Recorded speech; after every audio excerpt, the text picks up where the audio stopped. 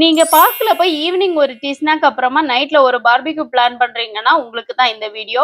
எது எத மறக்காம எடுத்துக்கணும்னு இந்த விளாக்ல பாருங்க. ஈஸியா இருக்கும்.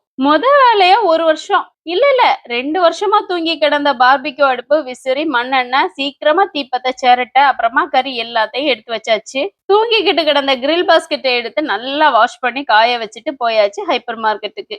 பார்பிக்யூ சாஸ் கிடைச்சிட்டு ஆனா எங்க இருக்கு ஐ இந்தா இருக்கு.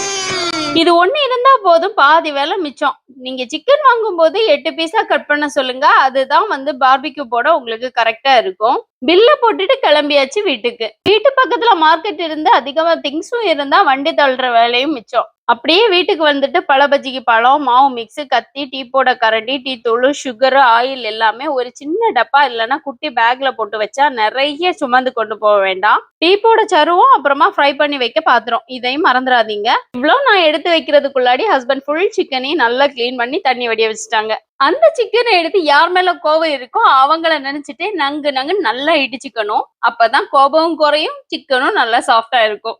அமீர் மசாலா கூட கொஞ்சம் டொமேட்டோ சாஸ், லெமனு, தயிர், தேவையான கொஞ்சம் உப்பு, நெய், ஆலிவ் ஆயில் இது மட்டும் சேர்த்தா போதும், மசாலா ரெடி. மொத்தமா சிக்கனையும் மசாலாவும் போட்டு மிக்ஸ் பண்றதை விட கொஞ்சம் மசாலா கொஞ்சம் சிக்கன் இதை எடுத்து நல்லா மிக்ஸ் பண்ணிட்டு அதுக்கப்புறமா கொஞ்சம் கொஞ்சமா சேர்த்தோம்னா ஈஸியா இருக்கும். போற வழியிலேயே டிஸ்போசபிள் பிளைட்டு, கப்பு, டிஷ்யூ எல்லாம் மறக்காம வாங்கிக்கோங்க.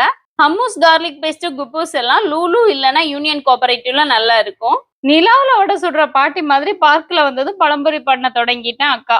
அப்புறமா டீயும் போட்டு பழம்பொரியும் வச்சு நல்லா சாப்பிட்டுட்டு பார்பிக்யூ போட தொடங்கியாச்சு.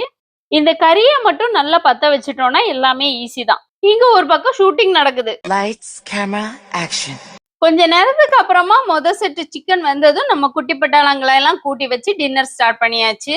இதெல்லவோ சாப்பாடு, இதுக்கு பேரு தான் சாப்பாடு. அப்படி சொல்லிட்டு கையில இருந்து ஒரு பீஸ கூட சாப்பிடல மேடம். பார்பிக்யூ போட்டதுக்கு அப்புறமா அந்த சூடான கங்குல ஒரு சுலைமானி போட்டு குடிச்சாதான் அந்த பார்பிக்யூ போட்டு சாப்பிட்டதுக்கே ஒரு பலம் இருக்கும். அப்படி ஒரு சுலைமானியும் குடிச்சிட்டு அப்படியே வீட்டுக்கு கிளம்பியாச்சு. பை, அஸ்ஸலாமு அலைக்கும்.